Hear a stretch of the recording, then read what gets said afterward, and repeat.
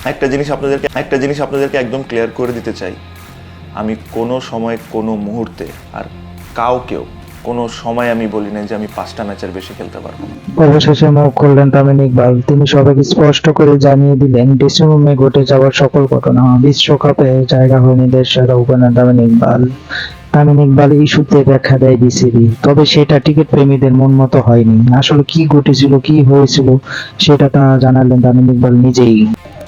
নিজের Facebook account verify থেকে একটা ভিডিও প্রকাশ করেছেন। তিনি সেখানে তামিম বলেন, আমি কখন সময় বলিনি 5 ম্যাচের বেশি খেলবো না, এটা ছিল একদম মিথ্যা কথা। এরপর তিনি স্পষ্ট করেছেন নিজ বাজেটে তিনি কি বলেছেন। সেই সাথে 2 মাস বিশ্বকাপে জায়গা পাওয়ার জন্য তামিম ইকবাল কি পরিশ্রম করেছে তা বলেছেন। ফিজিও রিপোর্টটা ভালো ছিল না, ব্যথা ছিল তামিম ইকবালের।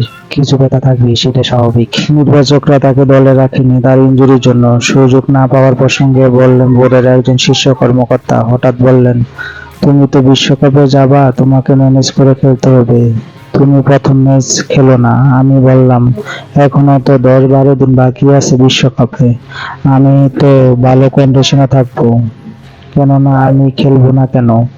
তখন আমাকে উনি বললেন, তোমাকে নিচের দিকে ব্যাটিং করার কথা ভাবছি। তিনি একটা কথা যুক্ত করেছেন, যদি কথাটা অন্যভাবে বলা হতো হয়তো আমি মেনে নিতাম, কিন্তু হুট করে কেউ এভাবে ফোন করে বলে, তবে নিজের উপরে নিয়ন্ত্রণ রাখা অস্বাভাবিক। আমার সাথে গত 3-4 মাসে যা হয়েছিল, যা হচ্ছিল, যা করা হয়েছিল, তবে আমি বলছি আমাকে মনে রাখেন দিন শেষে ওয়েলকাম আউট টু